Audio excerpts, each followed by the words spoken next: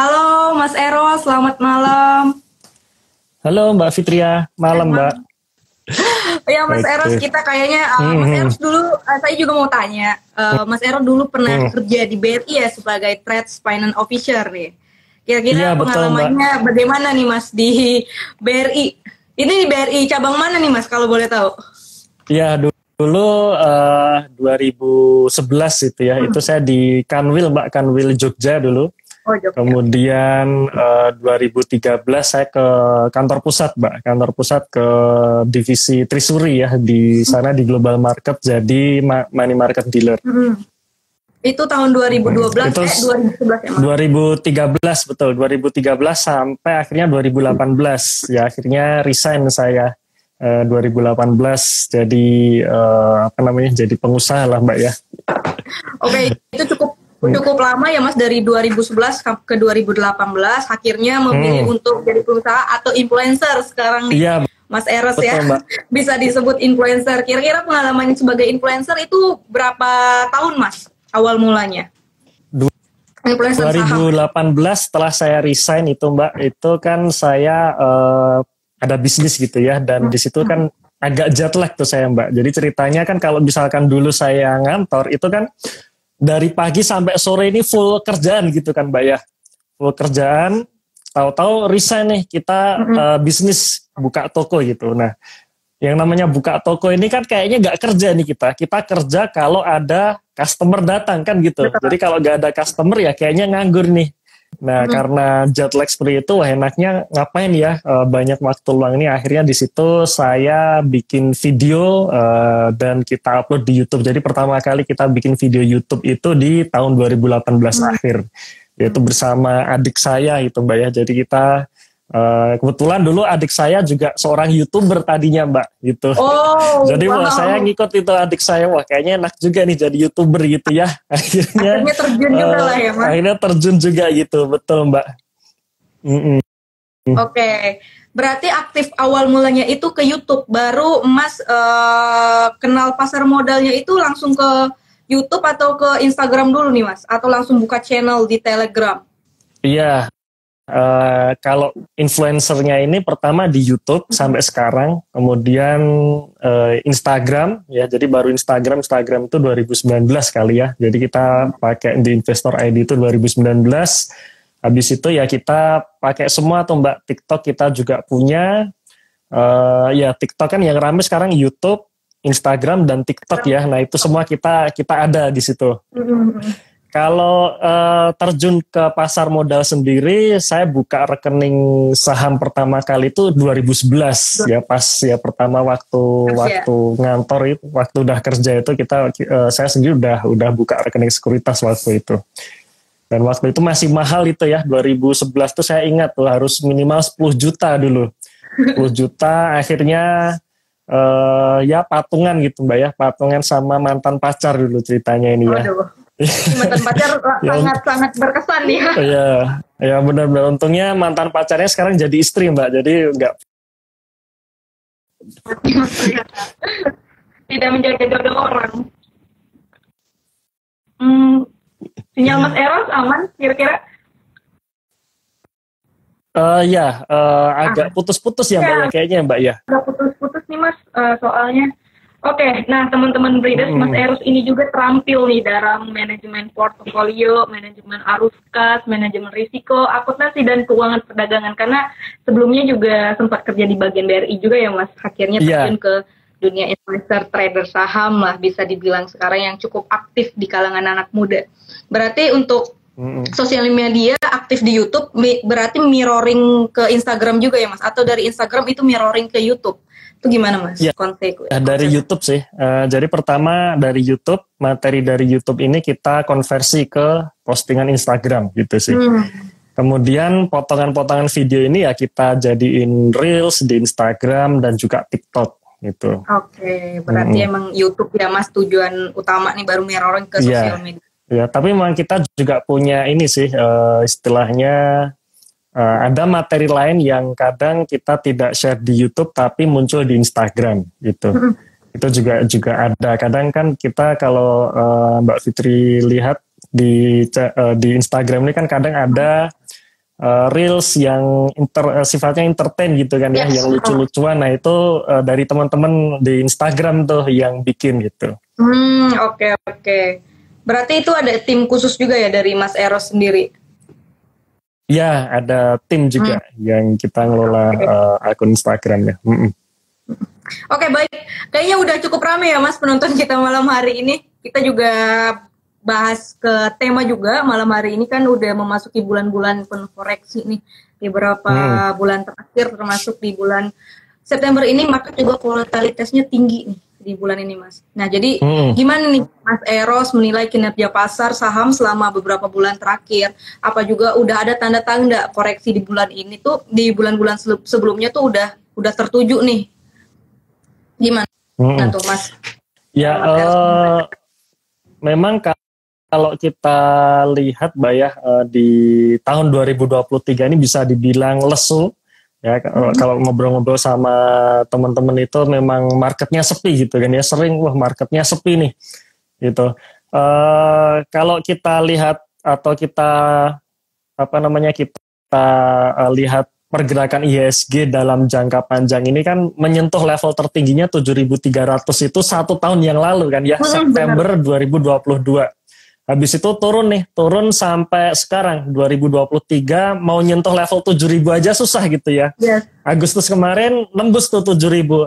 Cuman September ini balik turun lagi gitu kan. Ini sama dengan awal tahun kemarin, kira-kira kalau nggak salah bulan April ya. April IHSG naik ke hampir ke 7.000, habis itu turun sampai bulan Mei, ada fenomena sell in May itu tadi, sell in May go away. Kemudian rebound sampai Agustus, sekarang turun gitu ya.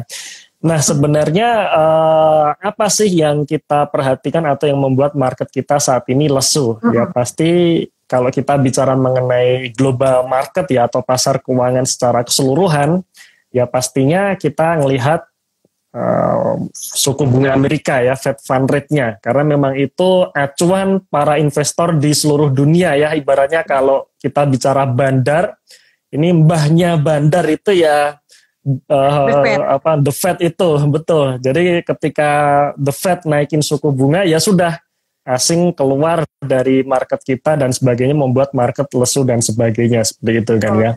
Nah cuman kalau saya sendiri, kalau saya ngelihat sebenarnya mulai bulan Agustus kemarin itu market sebenarnya sudah sedikit kebal gitu Mbak ya, dengan kenaikan suku bunga Fed, karena Agustus kemarin Juli ya, dari Juli itu naikin suku bunga, market sebenarnya sudah nggak begitu bereaksi ya, karena memang sudah prepare nih. Cuman sekarang konsentrasinya di China gitu. China sendiri lagi lesu ya, ada krisis properti yang itu membuat pertumbuhan ekonomi China juga lesu, dan kabar buruknya adalah China ini partner dagang terbesar kita gitu kan ya. Jadi mau nggak mau pasti akan mempengaruhi kinerja dari beberapa emiten kita yang tujuan ekspor ke China dan sebagainya. Dan itu yang sekarang ini menjadi isunya juga ya, isu utama di market yang membuat market ini masih lesu. Ya kira-kira seperti itu. Jadi sebenarnya tanda-tandanya memang di situ, tapi apakah koreksi ini akan terus-terusan? Ya menurut saya tinggal sedikit lagi nih gitu. Ya tinggal sedikit lagi koreksinya, memang mungkin akan koreksi lagi, tapi habis itu saya percaya market nanti pada akhirnya akan bullish gitu, bullish kencang. Saya ingat waktu saya ngerasakan kondisi seperti ini tuh kira-kira 2015 lalu ya, kondisinya mirip gitu. Market itu lesu banget Mbak. Jadi 2015 itu dari bulan Maret turun itu market, ya turun market, dan itu berlangsung lama itu 1 tahun itu sampai akhir tahun 2016 itu market nggak kemana-mana, jadi susah sekali. Tapi begitu akhir 2016 ketika ekonomi sudah mulai jalan lagi, kemudian suku bunga juga sudah mulai jinak lagi, itu market enak banget tuh, bagus. Dari akhir 2016 sampai 2018 itu marketnya bagus banget dan enak banget tuh. Dan saya optimis itu akan terjadi juga pada akhirnya nanti. Itu sih Mbak. Kita akan menunggu market bullish dulu ya Mas, meskipun akan banyak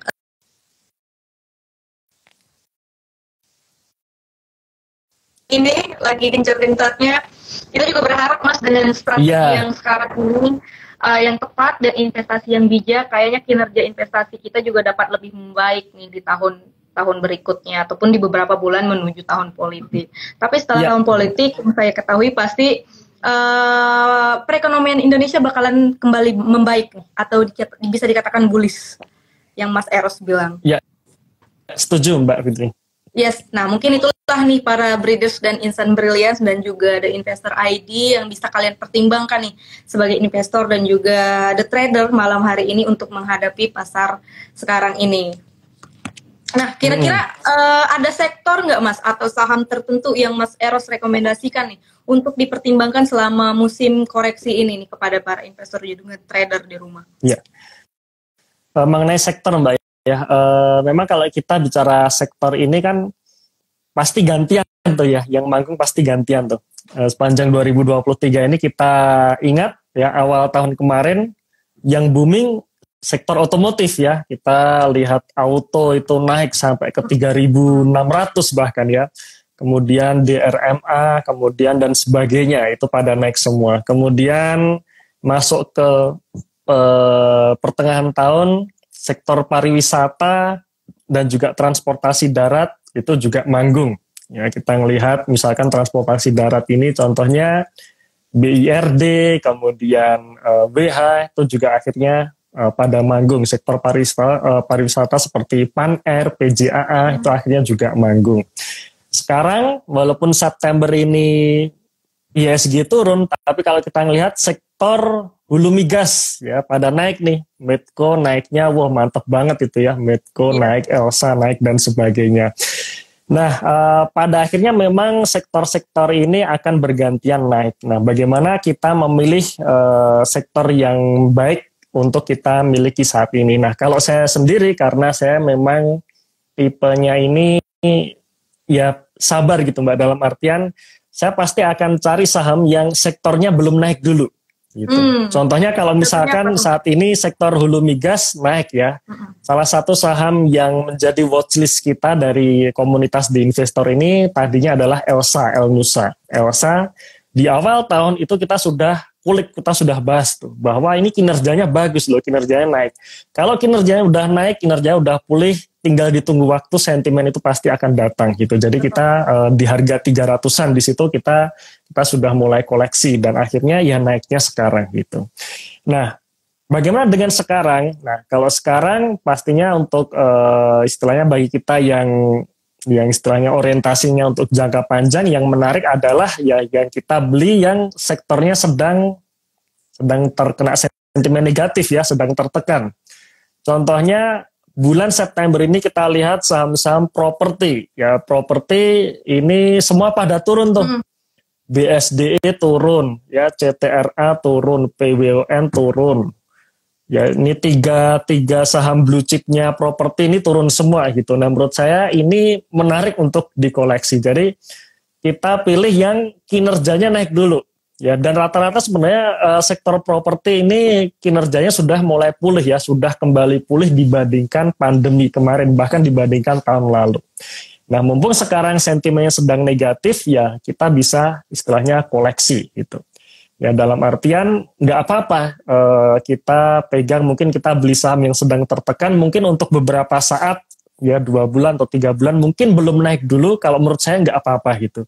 Yang penting kinerjanya naik dulu. Ya, properti menurut saya salah satu sektor yang bagus untuk kita koleksi saat ini.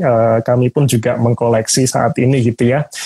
Nah, apa nanti yang akan men-trigger? Jadi di sini kita juga harus tahu, selain kinerja yang bagus, butuh yang namanya katalis gitu kan Mbak ya. Butuh yang namanya katalis supaya saham tersebut akhirnya naik. Nah, katalis dari properti ini apa? Pastinya teman-teman juga nggak asing ya, atau pastinya juga sudah banyak yang tahu ya, katalis dari properti adalah suku bunga gitu kan ya. Nah, suku bunga turun itu salah satu yang yang akan diuntungkan adalah sektor properti. Nah, sekarang pertanyaannya kapan suku bunga turun ini? Nah, ini yang kita tidak tahu gitu. Kita tidak tahu kapan mulai turunnya, kan? Tetapi saya juga optimis bahwa sekarang ini suku bunga menurut saya sudah di puncak nih, gitu. Betul. Ya kita kalau sering lihat berita, katakanlah The Fed, dia berita bulan lalu The Fed rencana masih akan menaikkan suku bunga 1 kali lagi ya, yang kemungkinan akan dilakukan bulan ini September, ya nanti tanggal 20. Dan biasanya menuju ke pengumuman tersebut, ini market akan volatile biasanya. Hal yang sangat wajar nih ya, market akan volatile, akan akan bergejolak dan nggak tentu, kadang bisa makin turun dan sebagainya. Menurut saya itu nggak masalah. Nah, nanti triggernya adalah ya saat pengumuman nanti. Katakanlah kalau memang The Fed menaikkan suku bunganya lagi, ya menurut saya ini yang seharusnya yang sudah terakhir kali ya, dan kita akan tunggu tahun depan harusnya sudah mulai turun seperti itu. Apalagi nanti kalau The Fed dia memutuskan untuk tidak menaikkan suku bunga, itu udah bagus banget itu, kabar yang bagus banget gitu. Nah jadi menurut saya ya saat market koreksi ini, bagi kita yang masih pegang cash ya bisa kita koleksi sektornya. Kami sendiri di investor kita lirik sih sektor-sektor properti ya untuk saat ini gitu. Kalau sektor yang lain ya kita sudah koleksi sebelum manggung seperti itu ya. Nah sekarang apa nih yang koreksi? Salah satunya properti yang menurut saya menarik untuk kita koleksi. Tapi intinya tetap kita lihat kinerjanya juga ya. Jadi jangan asal semua saham properti kita beli kita beli secara acak gitu ya, tidak, tapi tetap kita analisa dulu, kita pilih yang kinerjanya udah naik dulu nih, apalagi betul kinerjanya bagus, apalagi labanya udah naik 100%, 200%, udah itu pasti menarik gitu, tinggal tunggu waktu aja sih gitu. Betul. Untuk akhirnya manggung ya. Kira-kira itu Mbak Fitri kalau dari saya gitu ya. Baik. Berarti sektor properti mulai kita koleksi udah bisa ya Mas untuk di beberapa saat ini.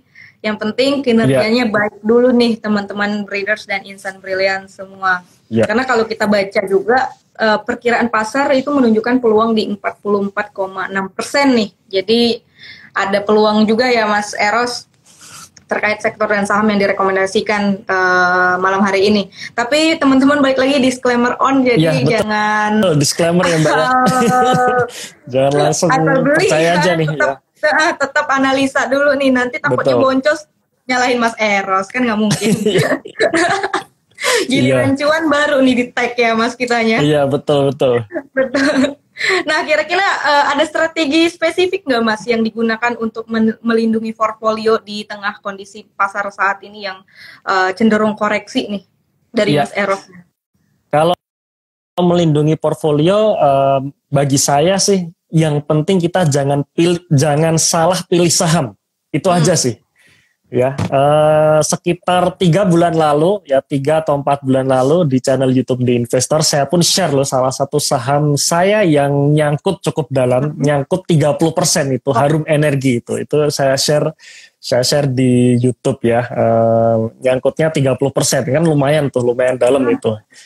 Saya punya di 1.700-an gitu. Nah, akhirnya ketika saya share termasuk di Instagram juga ya, saya share di situ, saya melihat teman-teman pada komentar itu, kenapa komentarnya rata-rata negatif gitu, dalam artian dalam artian saya malah banyak dihujatnya gitu, dibandingkan kalau kita ngelihat sisi positif. Kalau sisi positif, saya nyangkut 30%, Harum ini kalau kita analisa tetap ini perusahaan bagus loh. Nah, bagi mereka-mereka yang pikirannya positif, harusnya berarti ini saat itu harganya murah tuh 1.200-an gitu kan ya. Nah akhirnya sekarang pun ya balik lagi ke 1.700 kan. Nah dalam artian saya pun merasakan boncos juga ya, minus 30% di saham Harum Energi. Tetapi masih saya pertahankan. Kenapa? Karena memang perusahaannya bagus, kinerjanya bagus. Akhirnya harga saham itu akan kembali ke kinerjanya, kembali ke fundamental aslinya, di mana sekarang udah balik lagi ke 1.700.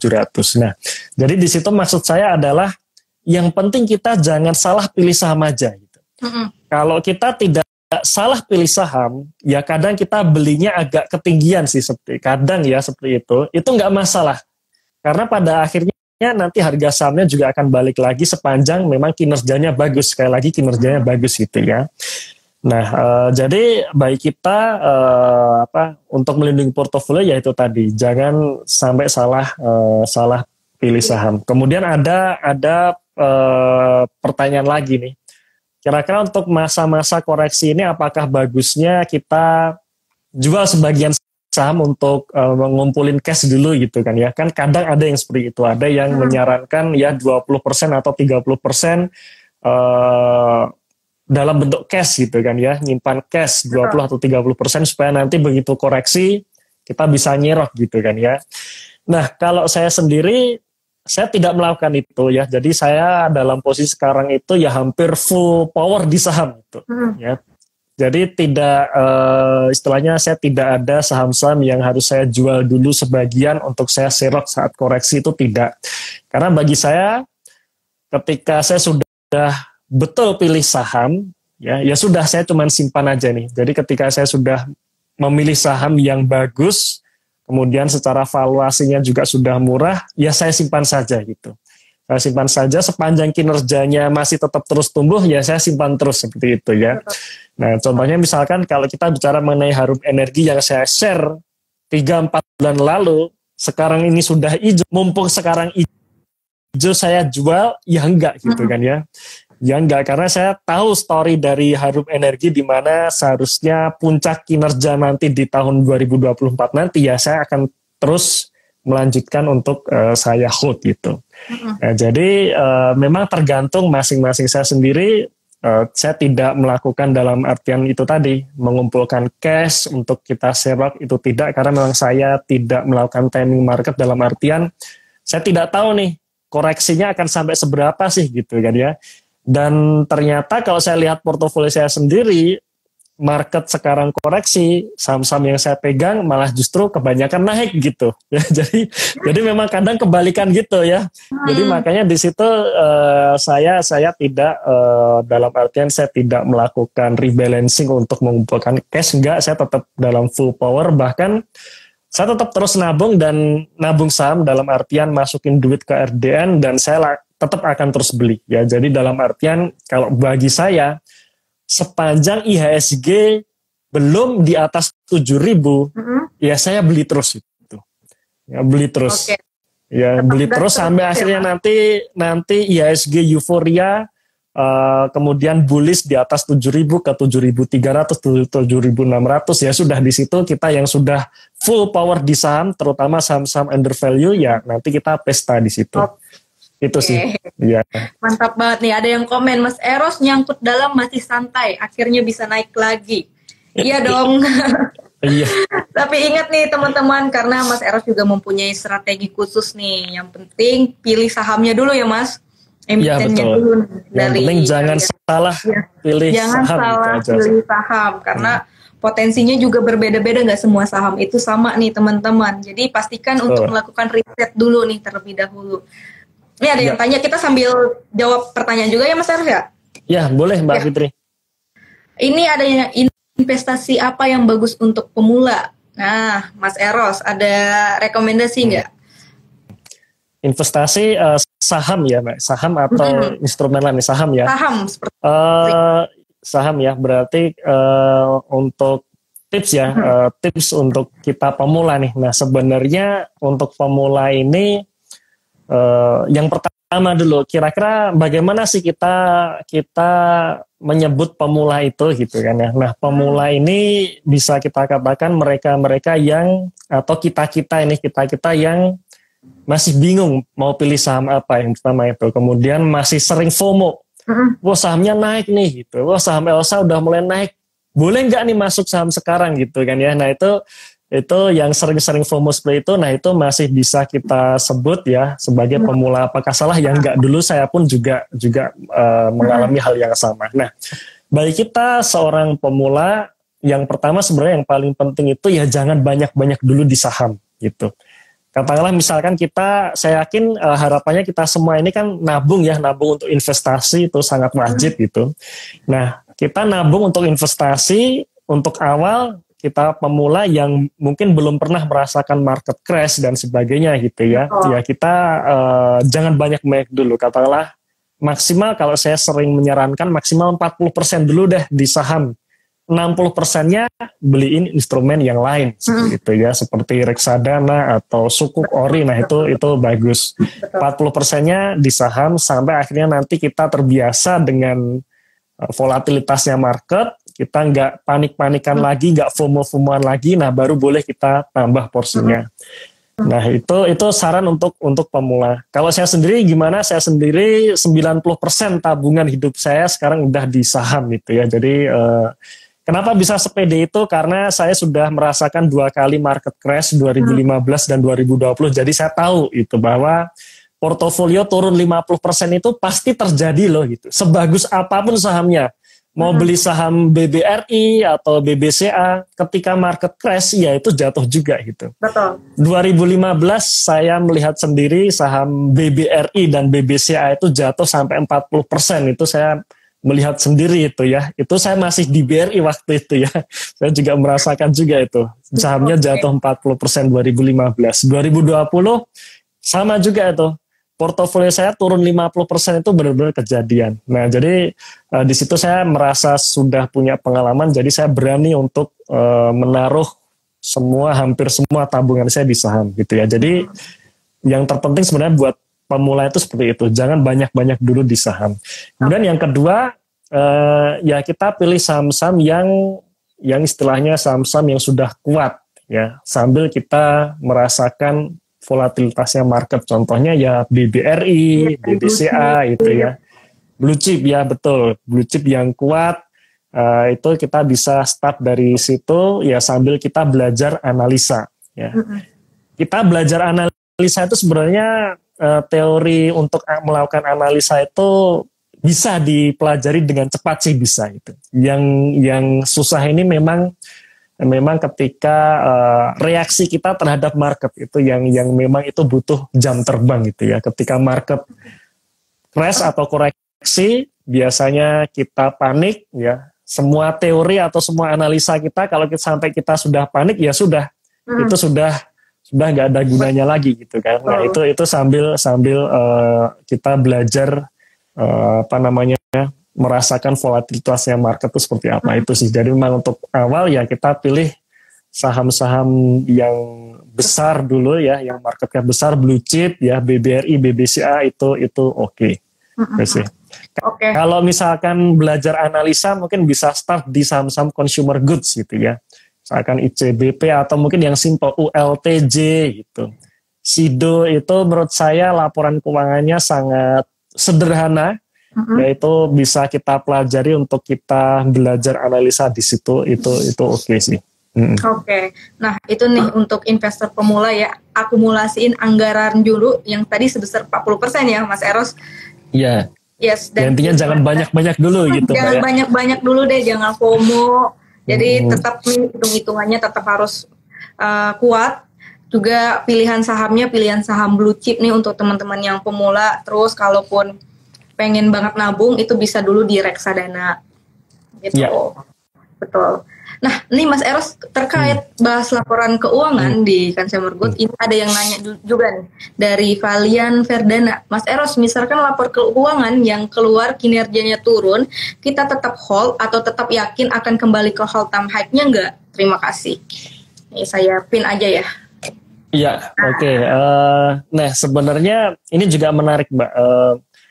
Saya biasanya akan pilih saham-saham yang dia itu tipenya adalah kinerjanya turun, habis itu rebound, kinerjanya gitu ya, bukan harga sahamnya sih, tapi kinerjanya. Dan akan saya hitung ketika kinerjanya lebih baik dibandingkan kinerja historis saat harga sahamnya all time high, maka di situ ada potensi untuk harga sahamnya menembus all time high-nya. Nah itu acuan saya di situ. Jadi saya akan melihat kinerja saat ini, saya bandingkan dengan kinerja masa lalu. Kemudian saya akan lihat ada potensi kenaikan berapa untuk harga saham saat ini dengan all time high-nya. Nah, kira-kira di situ. Nah, terus memang wajar setelah kita analisa, kita meyakini bahwa prospeknya bagus, kinerjanya akan naik. Nah selanjutnya kan ketika kita sudah beli ternyata tidak sesuai proyeksi nih gitu kan ya. Harapannya misalkan kita beli saham sekarang, harapannya adalah kinerja kuartal 3 nanti bagus, ternyata turun nih, justru malah turun gitu. Nah kalau kinerja turun seperti itu apa yang harus kita lakukan? Nah kita cross check lagi, turunnya kira-kira penyebabnya apa nih gitu. Apakah penurunan ini sifatnya hanya temporary saja atau permanen? Kalau misalkan sifatnya temporary, biasanya dia nggak akan lama lagi, kinerjanya juga akan bisa bangkit lagi gitu ya. Artinya harga sahamnya biasanya nanti juga akan mengikuti. Nah, tapi kalau sifatnya permanen, dalam artian kemungkinan akan turun dan turun-turun terus, misalkan nih penurunan kinerjanya gara-gara hutangnya naik, kemudian produknya mulai nggak laku dan sebagainya. Nah, bisa jadi itu penurunan kinerja yang permanen, yaitu kita ya siap-siap keluar walaupun cut loss di situ. Nah, jadi memang harus kita cek lagi apakah permanen atau hanya temporer. Tapi memang tipsnya ketika kita memproyeksikan bahwa kinerja kuartal 3 ini harusnya naik tapi justru turun, untuk saya sendiri saya biasanya juga akan kurangi porsi gitu. Jadi walaupun tidak dijual semua, tapi paling enggak saya kurangi porsi gitu. Misalkan saya misalkan anggarkan atau saya sudah masuk 20% nih di saham A gitu. Karena saya yakin nih bahwa saham A ini kinerjanya bakalan bagus banget tahun ini. Ternyata kuartal 3 meleset. Ya, wajar ya, itu sangat wajar. Jadi proyeksi kita kenyataannya tidak sesuai dengan harapan kita, itu sangat-sangat wajar. Nah, di situ saya akan kurangi porsi dari 20% mungkin jadi sekitar ya 10% gitu. Ya. Itu yang saya lakukan sih. Karena kalau ketika kita melihat kinerja turun, biasanya harga sahamnya juga akan turun. Seperti itu sih.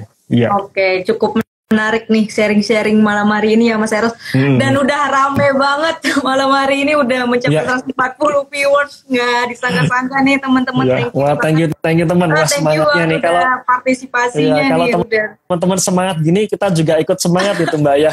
Iya nih, ada yang komen Mas Eros jadi motivasi kita. Harus dong motivasi nih, menjadikan motivasi untuk kita semua nih teman-teman. Tapi ingat ya, semuanya itu disclaimer. Oh, jadi investasi itu mengandung risiko teman-teman. Jadi jangan riset dulu. Lakukan riset terlebih dahulu untuk melakukan investasi. Nah, Mas Eros, kayaknya banyak banget nih pertanyaan, kita pilih-pilih dulu kali ya. Nah, ini menarik nih. Nah, dari Mas Agung, caranya menemukan saham yang berpotensi beggar gimana Mas? Ya, oke. Ya memang pada akhirnya kan kita sebagai investor ya pengennya cuannya gede gitu kan, ya, nggak hanya cuan receh itu, cuman pengennya sih cuannya 100% gitu ya, nggak hanya 10% atau 5% gitu kan.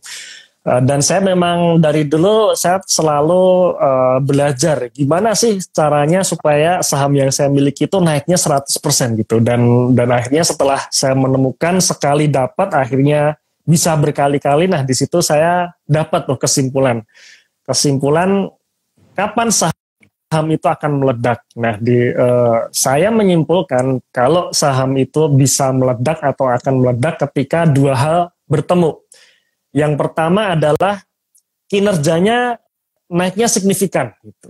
Jadi kinerja dalam artian kinerja ini saya bilang laba bersih ya, laba yang sehat. Jadi labanya naik signifikan dan kenaikan laba ini disumbangkan dari omset yang naik ya. Jadi bukan gara-gara dia jualan aset atau mungkin sesuatu hal yang membuat tiba-tiba labanya naik tanpa omsetnya naik, bukan ya. Tapi benar-benar labanya naiknya signifikan. Betul. Naik 100%, 200% itu menarik. Labanya naik 200% itu menarik. Ya, jadi di situ. Nah, tetapi untuk mendorong supaya harga sahamnya makin ke bulan gitu kan, to the moon gitu kan, orang-orang sering nyebutnya to the moon gitu kan ya. Nah, itu juga perlu dorongan katalis gitu, katalis atau sentimen positif gitu. Nah, jadi ketika lompatan kinerja bertemu dengan katalis positif, itu harga saham akan meledak gitu kan. Nah, sekarang yang kita alami adalah kita nggak tahu nih kapan sentimen itu akan datang. Yes. Kita nggak tahu kalau ternyata sentimen sektor hulu migas itu baru datang di bulan September ini, kita nggak tahu, gitu kan? Yes. Kita nggak tahu kalau sentimen otomotif baru datangnya di tahun 2023 ini, kita nggak tahu. Nah, maka yang bisa kita persiapkan adalah dari kinerjanya, gitu. Ya, jadi dari kinerjanya. Nah, itulah pentingnya kenapa kita perlu melakukan analisa secara analisa fundamental, kemudian kita proyeksi kinerja. Ya, jadi kita melakukan proyeksi. Nah, bagaimana supaya kita bisa melakukan proyeksi? Ya, kita perlu mempelajari bisnisnya. Dia jualan apa, kemudian produknya apakah laku atau tidak. Nah, ketika di situ kita temukan bahwa ini perusahaan bagus, produknya bagus, produknya sangat diminati banyak orang, dan labanya naik, ya, dan naiknya signifikan, tetapi harga sahamnya belum naik. Nah, itu yang menarik itu, Mbak. Nah, di situ kita koleksi dan tinggal menunggu sentimen masuk saja atau katalis positif masuk, itu udah pasti harga sahamnya terbang itu nanti. Gitu. Jadi tips untuk mendapatkan bagger ya, kita masuk sebelum sentimen positif masuk, betul. Ya, sebelum sentimen positif masuk atau bahkan ya sebelum kinerjanya naik gitu ya. Betul. Jadi kadang saya juga seneng nih dengan saham-saham tipe kalau orang-orang bilang ini turn around atau fast growth gitu ya. Jadi saham-saham growth. Nah, turn around itu adalah ketika kinerjanya jatuh tapi ada potensi untuk kinerjanya kembali naik gitu. Itu sangat menarik. Ya, dan di situ biasanya ketika kinerja jatuh ini harga sahamnya juga lagi jatuh nih gitu. Nah, tinggal kita analisa apakah kinerjanya bisa membaik atau tidak. Nah, disitulah tugas kita seorang investor untuk analisa. Yes. Nah, itu yang pertama. Atau kalau misalkan kita mau cari yang lebih aman lagi atau supaya kita tidak menunggu terlalu lama untuk naik, ya kita cari saham-saham yang kinerjanya sudah terkonfirmasi naik gitu. Ya, nah, biasanya kalau saham-saham yang kinerjanya sudah terkonfirmasi naik, ya memang harga sahamnya sih sudah nggak di bottom lagi biasanya. Tetapi paling tidak secara valuasi masih masuk akal, masih murah ya, katakanlah masih di harga wajar, ya itu nggak apa-apa kita beli, gitu. Kita beli. Mungkin contoh ya, kita katakanlah ambilkan contoh mungkin di channel YouTube The Investor. Kalau misalnya teman-teman udah mengikuti channel The Investor sejak lama itu, teman-teman langsung aja ya ke YouTube. Iya. Sekarang dan juga jangan lupa subscribe nih. Betul. Wah, thank you nih Mbak, udah dipromosi nih. Ya. Kita tahun 2020 lalu kita bahas namanya saham batubara. Di situ kita sering bahas itu saham ITMG tahun 2020 lalu. Itu labanya jatuh 60%. Ya, harga sahamnya juga jatuh di level 8 ribuan. Kemudian akhirnya naik tahun 2021. Nah, tahun 2021 kita bahas lagi tuh saham-saham batubara ya. Saham-saham batubara seperti Adaro, PTBA, ITMG. Itu kita bahas itu. Sering kita bahas di tahun 2021. Kenapa? Karena memang kinerjanya naik nih. Dan kenaikannya udah sangat bagus. Tapi sentimennya masih negatif gitu. Nah, akhirnya apa yang terjadi? Ya terjadi pestanya baru di tahun 2022 kan seperti itu. Ya, jadi memang time frame-nya harus panjang nih. Memang tidak hanya sebulan 2 bulan ya, tapi memang perlu sampai beberapa tahun, 1 sampai 3 tahun kurang lebih seperti itu. Kalau sekarang apa nih gitu kan? Ya itu tadi, sekarang salah satu yang sektor yang sering kita bahas di channel YouTube ya, termasuk juga menjadi watchlist kita ya, salah satunya properti itu. Itu yang saat ini kita bahas yang menurut saya menarik, tapi memang mungkin boomingnya nggak sekarang gitu. Boomingnya nanti gitu. Tapi paling nggak kita cari yang kinerjanya udah naik duluan nih. Gitu. Itu sih. Lakukan riset fundamental dulu ya Mas, intinya. Paling penting banget tuh. Laporan keuangan perusahaan, termasuk laba bersih, pendapatan, pertumbuhan, laba tahun terakhir dari Mas Eros bilang di Maxen tuh yang sekarang sama yang masa lalu ya Mas. Pahami juga posisi pasar nih perusahaan gimana nih teman-teman. Jadi nggak usah ragu lagi kan. Kalau kalian masih ragu, kalian bisa konsultasi langsung sama Mas Eros nih. Jangan lupa follow The Investor ID malam hari ini kan.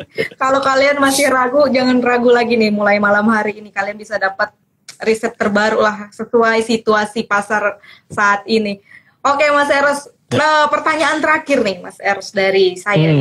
Ada langkah-langkah konkret nggak Mas yang dapat diambil oleh investor untuk mempersiapkan diri dalam menghadapi perubahan kondisi pasar di bulan September ini dan juga di bulan-bulan berikutnya nih Mas? Ya, tetap memang ini sebenarnya balik lagi ke sini style kita ya, karena memang style masing-masing investor pastinya berbeda. Saya dengan Mbak Fitri bisa jadi berbeda nih. Saya dengan teman-teman penonton juga pastinya berbeda. Nah, kalau kita bicara cara analisa kan seringnya kita melihat apakah kita melakukan analisa itu secara top down atau bottom up kan gitu kan ya.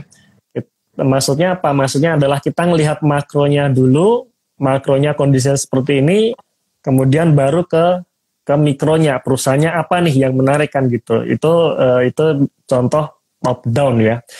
Tapi kalau bottom up ya kita melihat perusahaannya dulu gitu. Perusahaannya dulu, makronya nanti terakhir gitu.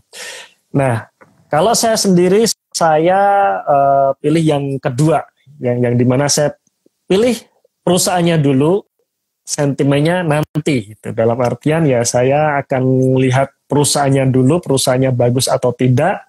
Walaupun sekarang sentimennya masih negatif ya justru bagus. Itu yang itu yang saya pilih seperti itu. Ya, jadi memang langkah-langkahnya disesuaikan dengan style masing-masing. Saya sendiri dalam investasi memang saya orientasinya jangka panjang, dalam artian saya tidak menggunakan analisa-analisa yang berhubungan dengan price action ya, seperti analisa teknikal ya, support resisten itu saya tidak pakai. Itulah kenapa saya sempat nyangkut 30% gitu ya. Ya karena ya memang saya hanya beli aja tuh, beli simpan gitu, selesai. Beli simpan. Ya, beli simpan itu memang kalau kita tidak pakai istilahnya analisa teknikal, ya kemungkinan nyangkut itu pasti akan ada. Dan ya jangan khawatir sih, kalau saya sepanjang kita di bursa nyangkut itu pasti gitu ya, nyangkut itu pasti. Yang penting adalah kita tidak salah pilih sahamnya, itu aja. Ya, jadi ya karena itu tadi, karena saya orientasinya jangka panjang, saya tidak pakai analisa teknikal atau foreign flow ya, melihat asing masuk atau keluar itu saya tidak pakai ya. Bandar akumulasi distribusi itu saya cuekin gitu ya. Bandar distribusi ya nanti juga akan akumulasi lagi gitu kan. Kalau perusahaannya bagus kan gitu ya. Ya jadi kembali ke style masing-masing ya. Kalau saya sendiri fokus pada kinerja, karena dalam jangka panjang harga saham itu pada akhirnya akan mengikuti kinerja perusahaan. Itu sih mungkin Mbak Fitri. Baik, cukup menarik ya Mas pembahasan malam hari ini. Semoga teman-teman penonton, The Investor dan BRI Dana Reksa semuanya bisa mendapatkan pembelajaran dan juga termotivasi nih dengan bahasan Mas Eros malam hari ini. Tapi tetap ingat ya, semuanya melibatkan resiko. Jadi teman-teman jangan FOMO nih, balik lagi takutnya FOMO tanpa melakukan riset dulu. Betul, Mas Eros, thank you so much karena waktu yang terbatas. Kita akhiri sesi live kita pada malam hari ini. Untuk teman-teman semua yang mengikuti live kita dari awal sampai akhir, terima kasih juga udah join dan meramaikan live kita berdua. Semoga kita bisa berkolaborasi lagi nih Mas Eros di event online maupun offline nantinya ya. Ya, makasih Mbak Fitri juga udah diundang nih. Boleh nih Mbak, nanti kalau ada event offline boleh juga nih ya, kita boleh bisa banget Mas, nanti kita tektokan lagi terkait untuk offline dan online event yang akan datang ya Mas ya. Siap. Untuk teman-teman jangan lupa nih follow The Investor ID untuk mendapatkan informasi terkini terkait pasar modal. Terima kasih Mas Eros dan teman-teman. Terima kasih Mbak Fitria. See you Mas, thank you.